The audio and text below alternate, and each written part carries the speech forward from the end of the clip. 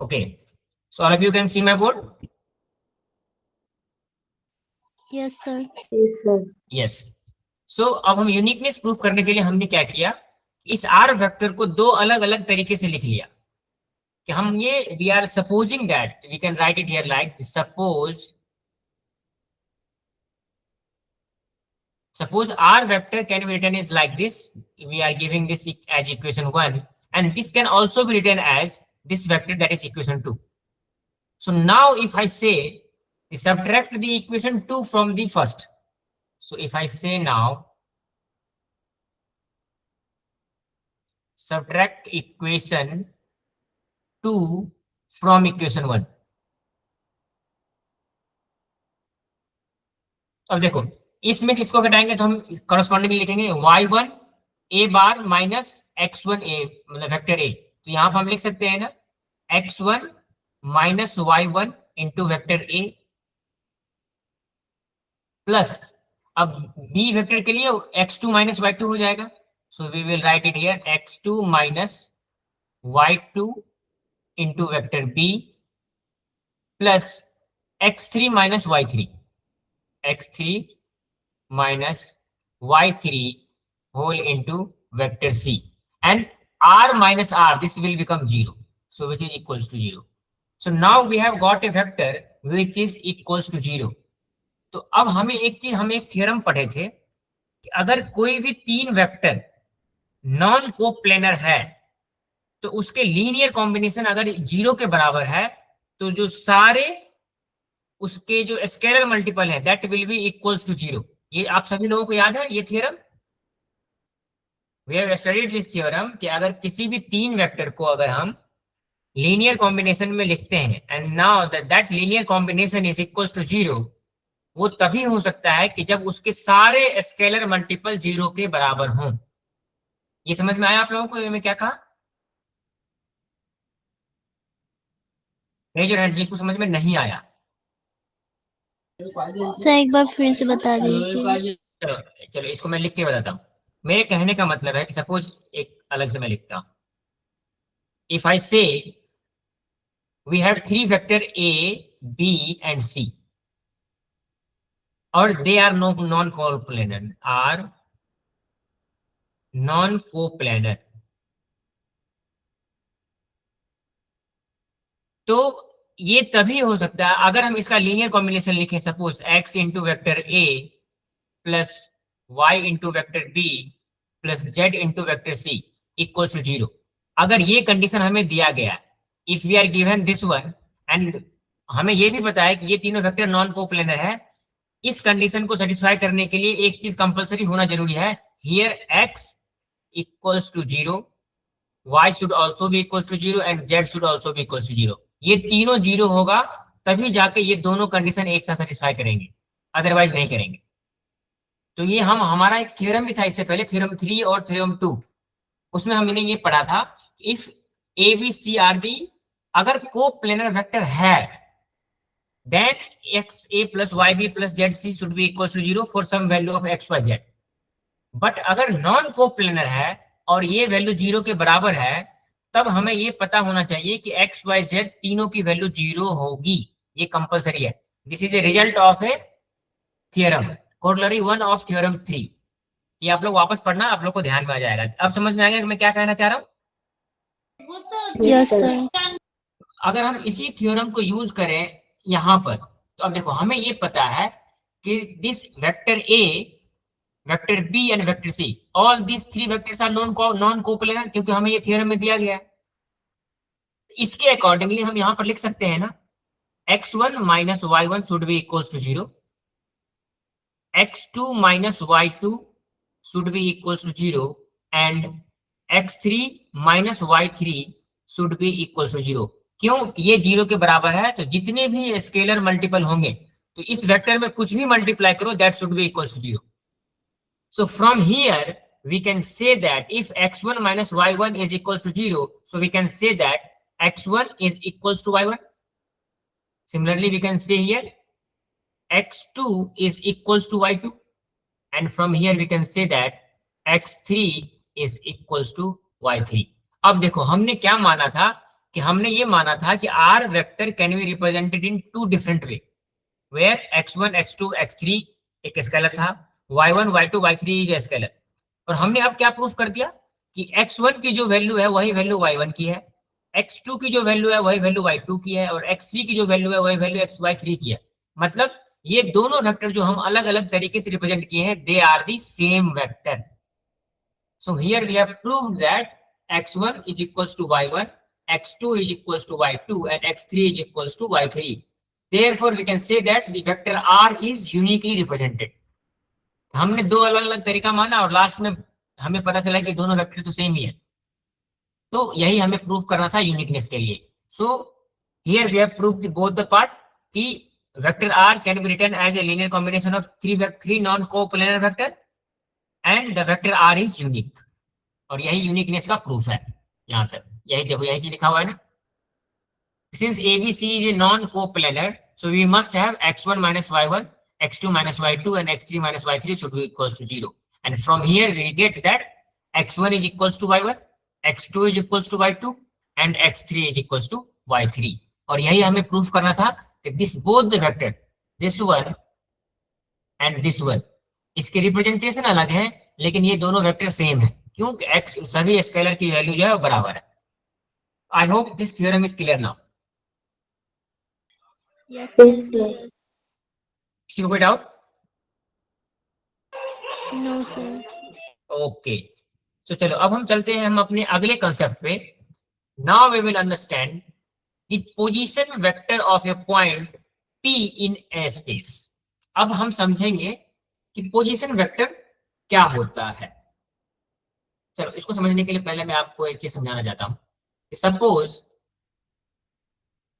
We have any point P here, if I say we have a point P, इसके जो coordinate axis है वो suppose XYZ है। This is point P whose coordinate is x, y, z। तो हम position vector से क्या समझते हैं? तो पोजीशन वेक्टर समझने के लिए पहले हम एक 3 डायमेंशनल स्पेस 3D स्पेस तीनों एक्सिस ड्रॉ कर लेते हैं। So we will draw 3 axis here. So suppose this is x axis,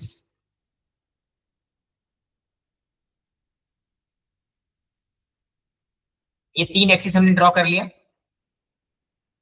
this is x, this is y axis and this is z axis. और ये जो पॉइंट P है ना, ये कहीं हवा में है, स्पेस में, this is in the space. मतलब ये आप इसको प्लेन में इमेजिन मत करना, दिस इज समवेयर।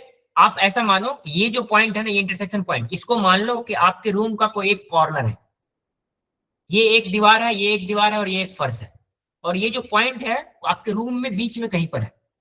तो पोजीशन वेक्टर का मतलब हुआ कि इस पॉइंट का इस कोने से, जहां पे मतलब तीनों एक्सिस जहां पर मिलती है ना, उस पॉइंट से अगर मैं इसको यहां से यहां तक जोड़ दूं इस प्रकार से, if I draw a line from here to this point P in the space, तो ये जो हमें मिला है ना यहाँ पे, जैसे suppose this is origin O, this OP, this is known as position vector.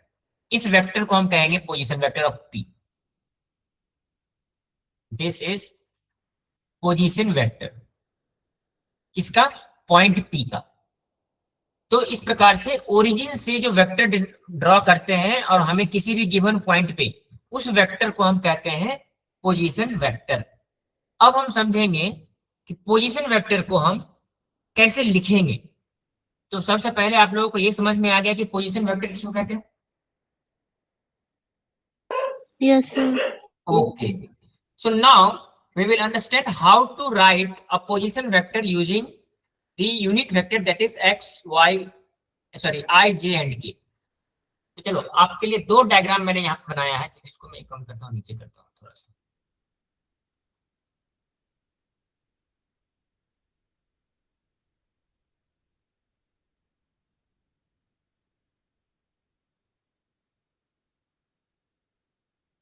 देखो इसको ना 3 डायमेंशनल समझने के लिए मैं आपको ये फिगर आपके लिए बनाया हूं। इसको आप इस प्रकार समझो कि आपके रूम में ये एक प्रकार का जो डब्बा है ना, वो आपके एक कॉर्नर में रखा हुआ है, ठीक है। और उस डब्बे का जो सबसे बाहरी वाला कॉर्नर है, ये दिस इज पॉइंट P, इसको आप लोग इमेजिन करना है अभी कि मैं जो डिस्टेंस बताऊंगा वो किस प्रकार से, क्योंकि 2D में तो हम पेपर पर ड्रॉ कर सकते हैं, लेकिन जब हम स्पेस को कंसीडर करते हैं ना, तो वो आपको इमेजिन करना पड़ेगा। So now consider a point P in space. तो ये जो पॉइंट P है ना, ये कहीं हवा में है। तो ये आपके बुक में भी डायग्राम ड्रॉ किया है, इससे भी आप समझ सकते हैं। ये 3 डायमेंशनल फिगर है, इसलिए आपको ज्यादा इसमें समझ में आएगा। और हमें ये पता है कि इस पॉइंट का जो कोऑर्डिनेट है that is x Y and z. हमें ये तीनों एक्स एक्सिस पे, वाई एक्सिस पे और जेड एक्सिस पे जो कोऑर्डिनेट पॉइंट है इस पॉइंट के, हमें वो दे दिया गया। और एक चीज है, दिस इज ओरिजिन, जहां पे तीनों एक्सिस मिलते हैं। This is x axis, this one is y axis and this is z axis. ये तीनों एक्सिस आपको पता होने चाहिए। तो ये जो ओरिजिन है, इसका जो कोऑर्डिनेट पॉइंट है that is 0,0,0। This is the coordinate of this origin. तो हमें अब निकालना क्या है, we have to find the vector OP, means from here to here, this vector. ये पॉइंट पी है ना, so we have to find the vector OP. O is the initial point of the vector and P is the terminal point of this vector. तो देखो अब हम क्या करेंगे कि इसको पहले ऐसे करते हैं, इसमें समझिए आप कि this is from here to here, this is OP। तो अब हम इसका समझेंगे OA।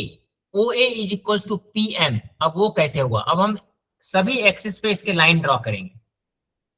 अब देखो, अगर मैं आपसे पूछूं कि अगर ये डब्बा आपके रूम में रखा हुआ है, इस पॉइंट से आपके रूम का जो इस साइड वाला दीवार है, मतलब ये distance, this distance, if I give this name as M, ये डिस्टेंस क्या होगा, ये वही डिस्टेंस होगा ना जो यहाँ पे एक्स एक्सिस पे ये वाला जो डिस्टेंस है, ये दोनों डिस्टेंस बराबर होगा। तो डब्बे का जो दोनों का अपोजिट कोना है वो बराबर होगा। सो दिस विल बी एक्स, क्योंकि ये एक्स एक्सिस पे जो जितना डिस्टेंस कवर कर रहा है that will be same here, this is PM। तो OA is equals to PM, means O यहां से लेके यहाँ का जो डिस्टेंस है वही डिस्टेंस यहाँ से लेके यहाँ तक का है। तो हम अब ये देख पा रहे हैं कि ये जो है ये एक्स एक्सिस है, तो यहाँ पे ये जो डिस्टेंस आएगा this will be the value of x. हमें ये जो पॉइंट P के लिए जो कोऑर्डिनेट दिया गया है, तो ये जो लेंथ होगा दिस विल बी एक्स। उसी प्रकार से y के लिए हम क्या करेंगे, OB is equals to PN। This is OB, यहां से लेके यहां तक का जो डिस्टेंस है दिस इज OB, और PN क्या है, ये डिस्टेंस है। तो अगर हम 3 डायमेंशनल फिगर में समझें तो ये देखो, y एक्सिस पे डिस्टेंस क्या है, ये वाला, और वही डिस्टेंस यहां से यहां तक है। तो मतलब जो y कोऑर्डिनेट की वैल्यू होगी that will be equals to this one. So this is equals to y। तो here OB is equals to y। तो y मतलब y एक्सिस का जो वैल्यू है that is a distance from origin on the y-axis. Similarly, we will understand OC is equals to PL. अब देखो आपके book में जो है ये this is OC. I am changing the color now. From here to here, this is point OC, and OC will be equals to PL. अब देखो, अब आपके अगर 3 डायमेंशनल फिगर में मैं समझूं तो यहां से यहां तक का जो डिस्टेंस है वही डिस्टेंस यहां से यहां तक का होगा, ये वाला, and this is point PL। यहाँ पे देखो, और ये क्या है, ये जेड कोऑर्डिनेट की वैल्यू है, मतलब ओरिजिन से लेके जो जेड एक्सिस पे जो डिस्टेंस है that is value of z. So this is equals to z. तो अब मैं आपसे एक चीज पूछता हूं, चलो मैं इसको इरेज करता हूं पहले।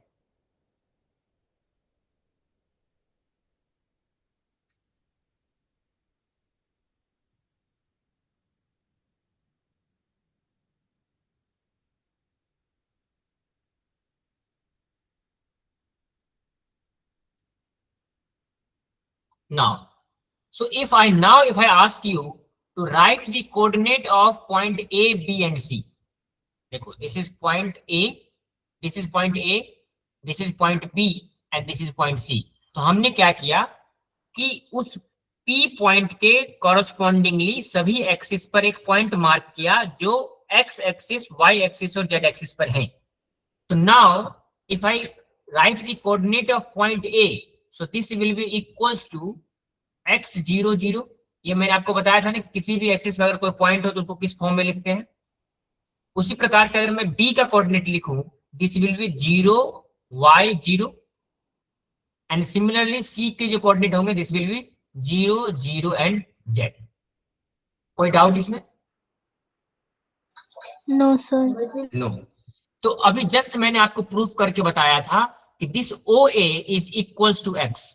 तो हम यहां से यहां तक का जो डिस्टेंस है इसको एक्स लिखेंगे, यहां से यहां तक का जो डिस्टेंस है this will be y, and यहां से यहां तक का जो डिस्टेंस है दिस विल बी जेड।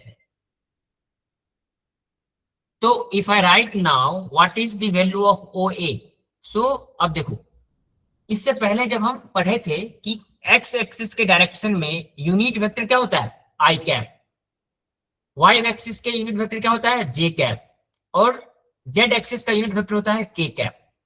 तो अगर हमें उस एक्सिस के अलोंग कोई भी वेक्टर लिखना हो और हमें मैग्नीट्यूड पता हो, हम क्या करेंगे, उस मैग्नीट्यूड को उसके यूनिट वेक्टर से मल्टीप्लाई करके लिखेंगे। जैसे हमें यहाँ पर पता है कि this vector O A has magnitude x, तो हम यहाँ पर लिख सकते हैं ना कि this vector O A is equals to x I cap. Similarly we can write O B, vector O B, इसके मैग्नीट्यूड क्या है वाई, और इसके यूनिट वेक्टर क्या होते हैं जे cap. And similarly, we can write OC, vector OC is equals to Z into K cap. So now we have written OA, OB and OC as XI plus YJ plus J cap. अब देखो हमें क्या निकालना है, we have to find the vector OP. तो इसको ऐसा अब हम निकालेंगे वेक्टर OP कैसे फाइंड आउट करेंगे।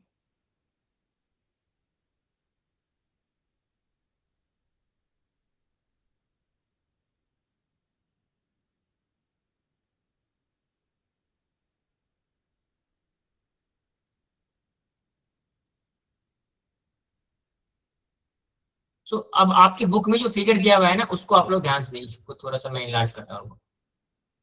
So now we have to find this vector OP. तो this is OP. इसको फाइंड आउट करने के लिए पहले हम देखेंगे ये वाले vectors. So if I say this vector OA plus AL, हम इसको लिख सकते हैं ना this will be equals to OP। अच्छा चलो OP को हम पहले लिख लेते हैं। OP को हम किस प्रकार से लिख सकते हैं, using the triangle rule, this is vector OP। तो अगर मैं यहां पे देखो इस ट्राइंगल को देखूं OLP, so this is vector OL and this is vector LP। तो अगर हम यहां पे लिखें this OP is equals to OL plus LP, vector OP is equals to OL plus LP by triangle rule। इसमें कोई doubt? Triangle rule of addition of two vector हमें पता है ना, अगर हम किसी भी दो वेक्टर को यूज करके एक ट्राइंगल बनाएंगे then the third side will give the sum of the two vectors. So now we have got OP is equals to OL plus LP। तो OL को अब हम देखते हैं, OL हम कैसे फाइंड आउट करेंगे। Now if I say we have to find the value of OL, this vector, again हमारे पास अब ये एक ट्राइंगल मिल गया that is OAL। तो अब वेक्टर OL को हम लिख सकते हैं ना OA प्लस AL, अगेन ये ट्राइंगल रूल होगा। तो OL can be written as vector OA plus AL and plus this LP will come here as LP। अब देखो हम इससे पहले ऑलरेडी प्रूफ कर चुके हैं OA is equals to, OA is this one x axis, AL को हम इक्विवेलेंट अगर y एक्सिस पे लिखेंगे this AL will be equals to OB, यहां पर हमने प्रूफ किया दिस वन, या फिर PN।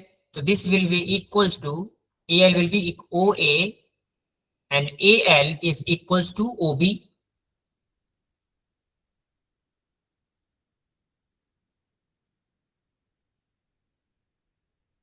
Plus LP is equals to LP, this LP is equals to OC, so this will be equals to OC। और हमें अगर अब हम इसको in terms of x, y and i, j के टर्म्स में लिखेंगे तो ये हमें क्या मिल जाएगा। So now we have got the vector OP is equals to, here OA is equals to xi cap, so we will write here is equals to xi cap plus OB is yj cap, so we will write here as yj cap plus OC is equals to zk cap। So and this is known as the position vector of point P। और इस प्रकार से हम OP position vector को represent करते हैं इन terms of I, J and K। तो ये चीजें आप लोगों को समझ में आए कि किसी भी पॉइंट से उसका पोजीशन वेक्टर कैसे लिखेंगे। इज इट ओके ना? यस और नो? Yes, sir. Yes, किसी को sir. कोई डाउट इसमें? No, sir. ओके देखो, इसको अगर सिंपली अगर आसान तरीके से आपको अगर समझना है, इसका एक सिंपल आसान तरीका है। जैसे अगर हमें suppose we are given any point P as x, y and z, this is the 3 coordinate. अगर हमें इसके पोजीशन वेक्टर लिखने हैं दैट इज OP, तो सिंपली हम क्या करेंगे, जो x कोऑर्डिनेट में है उसको i कैप से मल्टीप्लाई कर देंगे, प्लस y कोऑर्डिनेट को j कैप से मल्टीप्लाई कर देंगे, और प्लस z लास्ट z वाले को k कैप से मल्टीप्लाई कर देंगे। This is the position vector. बस इसी को डिराइव करने के लिए अभी मैं आपको फिगर से समझा रहा था कि ये ऐसा क्यों आया। तो अब हमें मिल गया पोजीशन वेक्टर कि अगर हमें कोई पॉइंट दिया गया है, so now we can represent the position vector of any given point in terms of unit vector that is I, J and K। तो सिंस अगर कोई वेक्टर हमें मिल गया है, तो अगला हमारा काम क्या है, we have to find the magnitude of that vector. किसी भी वेक्टर का मैग्नीट्यूड हमें कैसे मालूम चलेगा। So now we have already find out that is OP is a position vector that is equals to xi cap plus yj cap plus zk cap. So we have to find the magnitude. तो magnitude भी हम क्या करेंगे, जो ऊपर हमें image दिया गया है ना, इसमें हम राइट एंगल फॉर्मूला लगाएंगे पहले। तो देखो अब अगेन यहाँ पे अगर हम राइट एंगल ट्राइंगल फॉर्मूला लगाएं,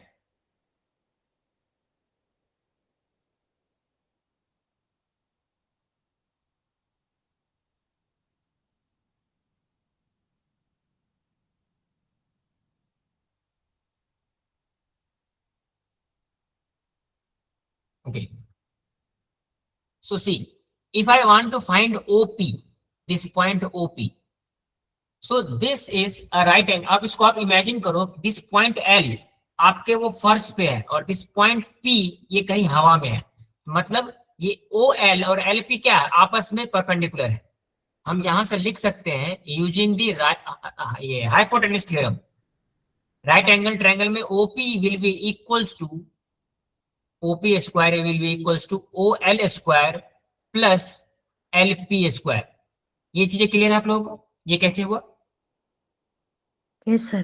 ओके अगर ये आपको पता है तो देखो दिस OL, अब देखो इस ट्रायंगल को अगर हम कंसीडर करें दैट इज OAL, इसमें भी हमें पता है ना कि दिस लाइन इज परपेंडिकुलर। तो हम यहां से लिख सकते हैं ना using the hypotenuse theorem again, OL square should be equals to OA square plus AL square. So this will be OA square plus AL square plus LP square. और यहां पर हमें अगेन पता है अब OA की जो वैल्यू है this will be equals to OA square plus OB square plus OC square. क्यों? AL is equals to OB और LP is equals to OC। अब OA की वैल्यू हमें पता है that is x, so from here we will get x square, और OB की value y है so we will get y square plus OC की वैल्यू z है, this will be equals to z square. So here we have got OP square is equals to x square plus y square plus z square. तो simply अगर हमें OP की value निकालनी हो so we will get OP that is magnitude of this vector, that is magnitude of OP will be equals to under root of x square plus y square plus z square. So this is magnitude of position vector.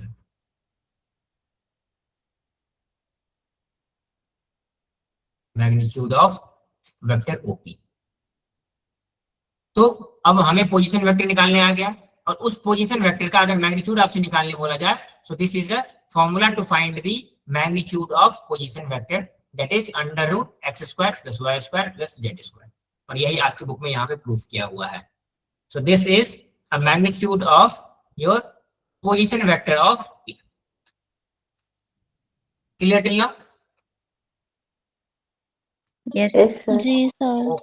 Okay, तो अब अगर हम एक बार position vector के magnitude पढ़ लिए हैं, अब हम अगला जो कंसेप्ट पढ़ेंगे that is component form of a vector, कि अगर कोई भी एक वेक्टर को हम इन terms of I J k लिखते हैं तो उसके किस पार्ट को कंपोनेंट कहेंगे। तो सिंपल है कि अभी जस्ट मैंने आपको सिखाया कि किसी भी वेक्टर्स को हम इन terms of I J k लिखते हैं। Suppose r is written as x I cap plus Y J cap plus z k cap, so this is a vector.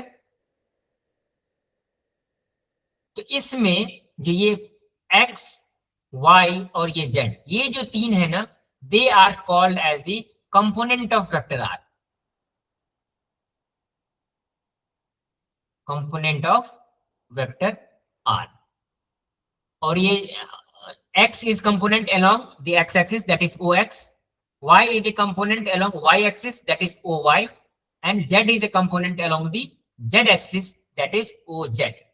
और इस तीनों के कॉरस्पॉन्डिंग जो यूनिट वेक्टर होता है that is i J and के कैप। तो इसलिए हम इस किसी भी वेक्टर को using the linear combination of the unit vector हमेशा लिख सकते हैं। And this are the x y z are the known as the component of the any given vector. तो देखो, एक तो पहला तरीका है कि किसी भी वेक्टर को हम इस फॉर्म में रिप्रेजेंट करते हैं, that is X I cap plus Y J cap plus Z की कैप। ये तो एक तरीका है वेक्टर को रिप्रेजेंट करने का। इसी वेक्टर को अगर कभी कभी आपको इस प्रकार से भी लिखा हुआ मिल सकता है, that is vector R is in angled bracket, that is X comma Y comma Z. तो इसको भी देखकर आपको ये समझना है कि this is a vector R whose component are X Y and Z. तो ये दोनों एक तरीका है वेक्टर को रिप्रेजेंट करने का। So we can represent the vector in this two form. Majorly आपको पहले फॉर्म में दिखेगा, अगर कहीं कहीं इस प्रकार से दिख जाए तो भी आप समझना है कि this is also a vector. किसी आप अगर कोई दूसरे रेफरेंस बुक वगैरह रेफर करोगे ना, तो हो सकता है कि किसी पॉइंट पे आपको सेकंड वाला पार्ट दिख जाए। Otherwise in most of the case you will get the first form that in terms of I J and के cap. So this is the concept of the component forms of a vector, any given vector. Am I clear now? अभी तक समझ में आ रहा है सब कुछ? Yes sir. Yes, sir. Yes. तो अब तक हम केवल सिंगल वेक्टर के बारे में पढ़ रहे थे कि एक वेक्टर का कंपोनेंट क्या होगा, उसके मैग्नीट्यूड क्या होंगे, पॉइंट से हम वेक्टर कैसे लिखेंगे। अब हम फाइंड आउट करेंगे कि अगर हमें दो वेक्टर दिए गए हैं या फिर दो पॉइंट दिए गए हैं, उस दोनों पॉइंट को ज्वाइन करने वाले का उसको वेक्टर के फॉर्म में कैसे लिखें। क्योंकि अभी तक जो हम पढ़े हैं, हमने ऐसा पढ़ा है ना कि हमें एक सिंगल पॉइंट दिया गया है, उस पॉइंट से हम क्या किए हैं कि एक्सिस से एक वेक्टर ड्रॉ किए हैं और हम ये वेक्टर फाइंड आउट किए, दिस वेक्टर आर। तो हमें अभी सिंगल पॉइंट दिया गया था। अब जो हम पढ़ेंगे उसमें हमें अगर दो पॉइंट दिया गया है स्पेस में, suppose we are given any 2 point, और उस दोनों पॉइंट को ज्वाइन करने वाले एक वेक्टर निकालेंगे हम, उस वेक्टर को हम कैसे पढ़ेंगे। So now we will study the vector joining 2 points.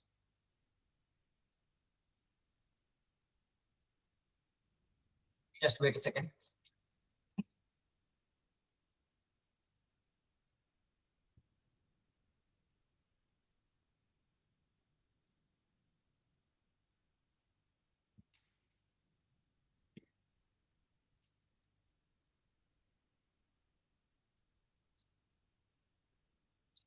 So suppose now we have any given 2 points. So this is point A and this is somewhere point B. अब हमें ये दो पॉइंट पता है, तो इससे पहले वाला जो भी हम कंसेप्ट पढ़े हैं, इस दोनों पॉइंट को यूज करके सबसे पहले हम पोजीशन वेक्टर निकाल सकते हैं। So just let me draw a vector here.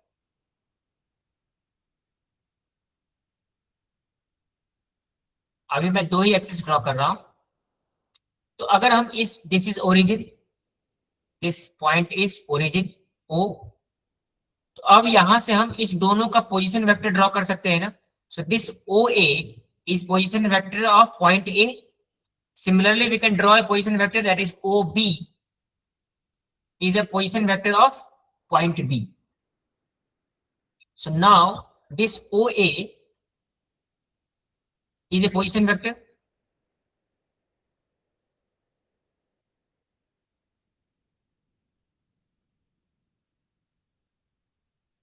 Just wait for a second.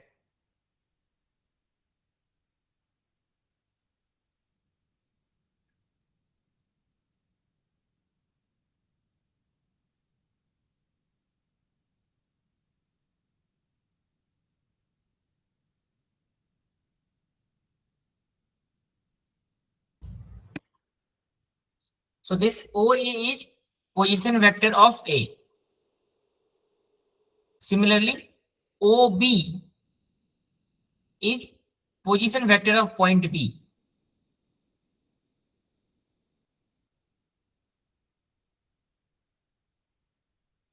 अब हमें फाइंड आउट क्या करना है, we have to find out the vector A B, यही हमें फाइंड आउट करना है। और अभी जो हम कंसेप्ट डिस्कस कर रहे हैं that is vector joining 2 point. तो मतलब अगर मैं एक वेक्टर यहां से यहां तक ड्रॉ करूं, फ्रॉम ए से लेके बी तक में एक वेक्टर निकालना है हमें। So now this is vector A B, so this vector is vector A B, और हमें अब यही फाइंड आउट करना है। तो देखो यहां पर अगर हम देखें तो दिस इज वेक्टर ए, तो हम इसको लिखते हैं vector A, this is vector B,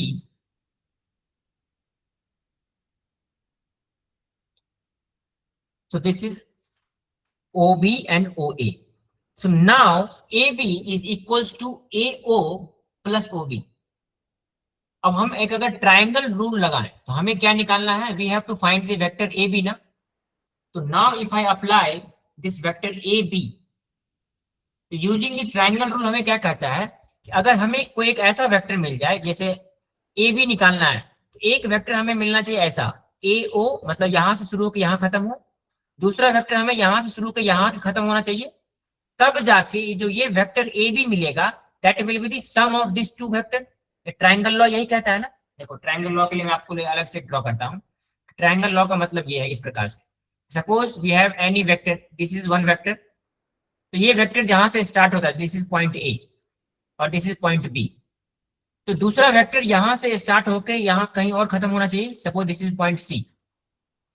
तो if this is vector A and this is vector B, तो एक ऐसा वेक्टर जो ए से स्टार्ट होके सी पर खत्म हो, so this will be vector A plus B. लेकिन हमें अब इस ट्रायंगल लॉ को यूज करेंगे हम, ये जो हमारे पास गिवन ट्रायंगल है ना इसमें। So if I want to find the vector A B, so this should be equals to A O plus O B. अब देखो यहाँ पे ओ ए में क्यों नहीं लिखा, कौन बताएगा मुझे? एओ मैं क्यों लिखा हूं, ओ ए क्यों नहीं लिखा हूं? ट्रायंगल लॉ जिसको अच्छे से समझ में आएगा वो आंसर ये कर सकते हैं। I have written A B should be equals to A O not O A, क्यों? एनीवन? वो इज सेंटर एंगल में होता है सर। देखो ए ओ लिखने का पीछे रीजन ये है कि ट्रायंगल लॉ में ये कहा गया है हमें कि जिस वेक्टर का सम चाहिए हमें, तो उसके जो इनिशियल पॉइंट है, तो पहले वेक्टर का भी इनिशियल पॉइंट वही होना चाहिए। तो हमें यहाँ पर क्या चाहिए, हमें चाहिए ए बी, इसलिए हम जो दो वेक्टर का सम लिखेंगे वो वेक्टर भी ए से स्टार्ट होना चाहिए। तो अगर हम ओ ए लिखते तो ये ए से स्टार्ट नहीं होता, therefore we are writing A O. Now अब हमें ये चीज पता है कि vector O A is equals to A, तो A O will be equals to minus of A. ये क्लियर है कि जब पोजीशन वेक्टर का हम टर्मिनल पॉइंट और इनिशियल पॉइंट चेंज कर देते हैं तो वो क्या हो जाता है, एक दूसरे का नेगेटिव हो जाता है ना। Yes sir. Sir. Sorry. So here we can write it like this. So AO is equals to minus of OA and plus OB. अगर आप ये लाइन नहीं भी लिखना चाहते हो तो इसको इस प्रकार से समझ लो कि सिंपली है, ऊपर मैंने आपको ये लिख के समझा दिया है दिस वन, कि now we know the value of AO, AO is equals to minus of A, तो हम यहाँ पे डायरेक्टली लिख सकते हैं minus A plus vector OB, this vector is vector B, so this will be minus A plus B. So therefore we can write it like this, that AB is equals to the vector b. This is vector, so vector b minus vector a. अब देखो ये vector b क्या है, vector b is a position vector of OB, यहाँ पे जो मैंने आपको लिख के दिखाया है. सो OA is position vector of A, that is equals to vector A, and OB is equals to vector B. तो यहाँ पर हम लिख सकते हैं कि the position vector of AB is equals to position vector of B minus position vector of A. तो अगर अब आपको कभी भी दो पॉइंट दिए गए हो और उस दोनों पॉइंट को ज्वाइन करते हुए एक वेक्टर लिखना हो, उसका सिंपल फॉर्मूला है, so now this is equals to position vector of B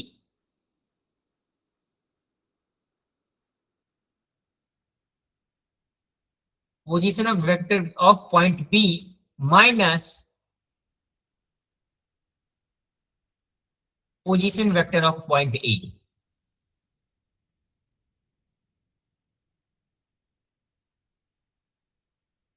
इसको हम केवल पॉइंट लिखेंगे, नॉट वेक्टर.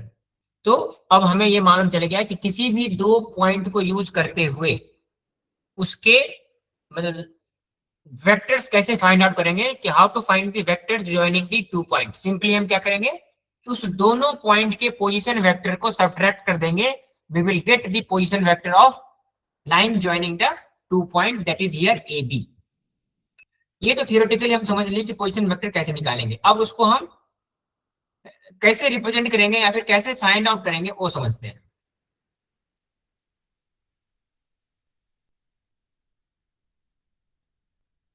सो हमें मिल गया पोजीशन वेक्टर ऑफ OA. देखो पोजीशन वेक्टर ऑफ OA में लिखना चाहूं तो this can be written as like this, that is x1 i cap plus y1 j cap plus z1 k cap. किसी भी पोजीशन वेक्टर को हम इस फॉर्म में लिख सकते हैं, where x1 y1 z1 is some scalar number, वो डिपेंडिंग अपॉन दी वेक्टर. अगर हमें पॉइंट A का जो ये है ना x1 y1 और z1 की पॉइंट A के कोऑर्डिनेट कुछ इस प्रकार होंगे, B के कोऑर्डिनेट कुछ इस प्रकार होंगे, x2 y2 and z2.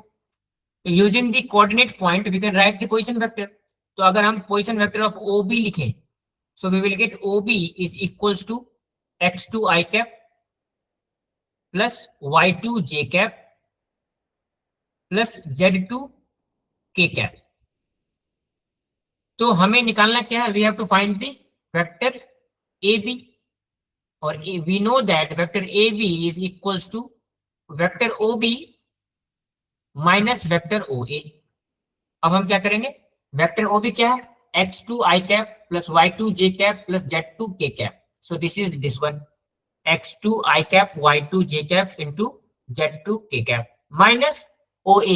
OA is this vector, that is x1 i cap y1 j cap and z1 k cap. इस दोनों को हम सब्ट्रैक्ट कर लेंगे. So we will get this way, x2 minus x1 i cap plus y2 minus y1 j cap plus z2 minus z1 k cap. So this we will get as vector AB. और हमें अगर एक बार vector AB मिल गया तो हमें उसके magnitude निकालना है.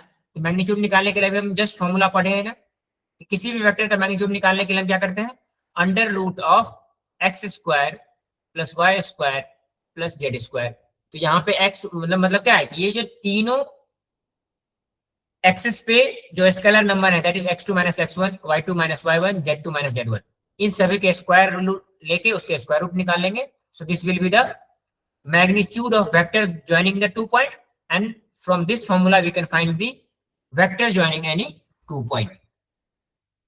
ये समझ में आ गया कि किसी भी दो पॉइंट से अगर उस दोनों पॉइंट को आपस में ज्वाइंट कर दें तो उस वेक्टर को हम कैसे लिखेंगे. सिंपल है कि दोनों वेक्टर के पोजीशन वेक्टर को आपस में सब्ट्रैक्ट कर देंगे. Is it clear? Yes, sir. Yes, sir. Good.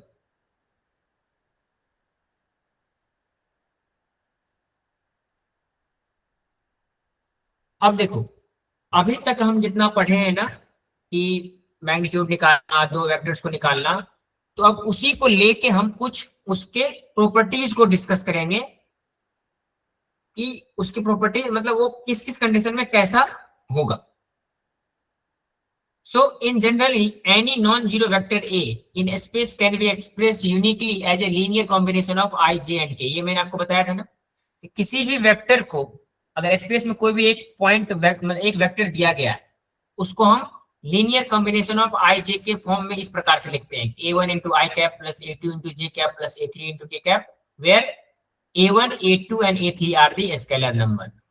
और उस वेक्टर का कभी भी अगर हमें मैग्नीट्यूड निकालना है तो तीनों एक्सिस के स्केलर का स्क्वायर लेंगे और उसका स्क्वायर रूट निकाल लेंगे. मतलब suppose if we have a vector A written as A1 I cap plus A2 J cap plus A3 K cap. तो इसका अगर हमें मैग्नीट्यूड निकालना है, suppose we have to find the magnitude of vector A. So this is a symbol of magnitude. So this will be, हम क्या करेंगे, simply I, J और K के साथ जो भी नंबर लिखे हुए हैं उसका स्क्वायर लेके सम करेंगे और उसका स्क्वायर रूट ले लेंगे. मतलब A1 square plus A2 square plus A3 square और इसका हम स्क्वायर रूट निकालेंगे. So we will get the magnitude of any given vector. Now तो अगर हम एक बार ये समझ लिए हैं कि किसी भी वेक्टर को हम एक linear combination of I, J, K की तरह से अगर हम रिप्रेजेंट कर सकते हैं. So first property is if we have any two vectors such that the vector A is equals to A1I plus A2J plus A3K, or we have some another vector that is B is equals, vector B is equals to B1I plus B2J plus B3K. ये cap लगाना जरूरी है क्योंकि ये unit vector है. तो अगर मैं कहूं if I say the vector A is equals to vector B, ये तभी होगा जब if and only if A1 is equals to B1, A2 is equals to B2 and A3 is equals to B3. अगर कोई दो vector बराबर हैं तो जो उसके एक्सिस के कॉरस्पॉन्डिंग स्केलर नंबर है वो बराबर होनी चाहिए. मतलब अगर वेक्टर A और B बराबर है तो यहाँ पे I कैप के साथ जो स्केलर नंबर है और इस वेक्टर में जो I कैप के साथ स्केलर नंबर है वो should be equal. Similarly A2 should be equals to B2 and A3 should be equals to B3. ये है किसी भी दो वेक्टर के इक्वल होने का कंडीशन. अगर इक्वल है तो ये कंडीशन होगा ही होगा, अदरवाइज इक्वल नहीं होगा. सो this is the first property of any vector. Again similarly if we have any vector A and vector B then A plus B. अब देखो दो वेक्टर है और उस दोनों वेक्टर का अगर हमें सम लेना है, that is we have to find the vector A plus vector B. तो हमें सिंपली क्या करना है कि I के कॉरस्पॉन्डिंग जो दोनों में नंबर है उसको ऐड कर देना है, J के कॉरस्पॉन्डिंग जो नंबर है उस दोनों को ऐड कर देना है और K के कॉरस्पॉन्डिंग जो नंबर है उस दोनों को ऐड कर देना है. मतलब this will be equals to A1 plus B1 into I cap plus A2 plus B2 into J cap plus A3 plus B3 into K cap. So this is the way to find the sum of any two vector. So this was the first property. This is the second property. Now third property. Suppose we have any vector A और हम उस vector में किसी भी एक scalar number से multiply करना चाहते हैं. Suppose if we want to find the value of vector K into A, सो ये क्या हो जाएगा, this will be K into vector A क्या है A1 I cap plus A2 J cap plus A3 K cap. और हमें अगर इस के स्केलर, देखो this is K is unit vector and this K is some scalar number. चलो मैं इसको K नहीं लिखता हूं, कंफ्यूजन हो सकता है. I am writing this is, suppose we have to multiply by X, तो इसको मल्टीप्लीकेशन, सो यहाँ पे भी मैं चेंज कर देता हूं. If we want to find the value of X into A, so this will be equals to A1X into I cap plus A2X into J cap plus A3X into K cap. तो मतलब कि अगर हम किसी भी vector में एक scalar number से मल्टीप्लाई करते हैं तो क्या होता है कि वो सभी एक्सिस के अलोंग उसके स्केलर नंबर में मल्टीप्लाई हो जाता है, मतलब आई कैप, जे कैप और के कैप के साथ सब में मल्टीप्लाई होगा. So this is how we can find the scalar multiple of any given vector.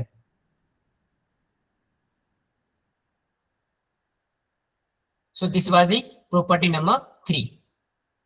Now property 3 में क्या कह रहा है देखो.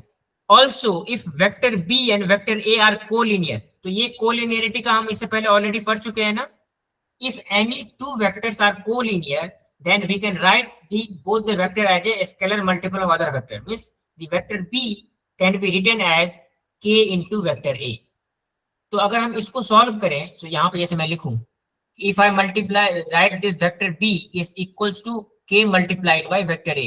So if I want to write the value of B upon A, so vector B upon vector A should be equals to, vector B on vector A should be equals to k.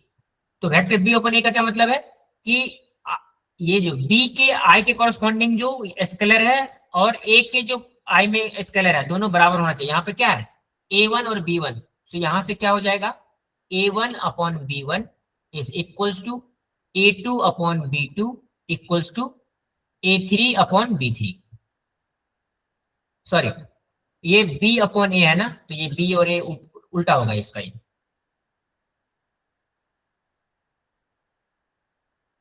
so this will be b1 upon a1, b2 upon a2 and b3 upon a3. तो कोई भी दो vector अगर इस प्रकार से scalar multiple में लिखा गया है, तो उसके कॉरस्पॉन्डिंग एक्सिस के जो स्केलर नंबर होंगे उसके रेशियो हमेशा कांस्टेंट होंगे. Means this will be always equals to some fix number, that is k. So these are the properties of any vector. तो नाउ आई वांट, जितने भी ये प्रॉपर्टीज दिए गए हैं ना, हम इसको डिस्कस करेंगे अगली क्लासेस में. बट मैं ये चाहता हूं कि अगली क्लास में आने से पहले ये सारे प्रॉपर्टीज आप लोग खुद से पढ़ के आए, ताकि जब मैं समझाऊं तो आपको और डिटेल में आसानी से समझ में आएगा. ठीक है? Yes sir. ओके. sir. सो आज की क्लास में हम इतना ही रखते हैं. अगली क्लास में हम डिस्कस करेंगे इसके बाकी बचे हुए प्रॉपर्टीज, और उससे पहले आप लोग सभी इस प्रॉपर्टीज को पढ़ कर आएंगे. ठीक है?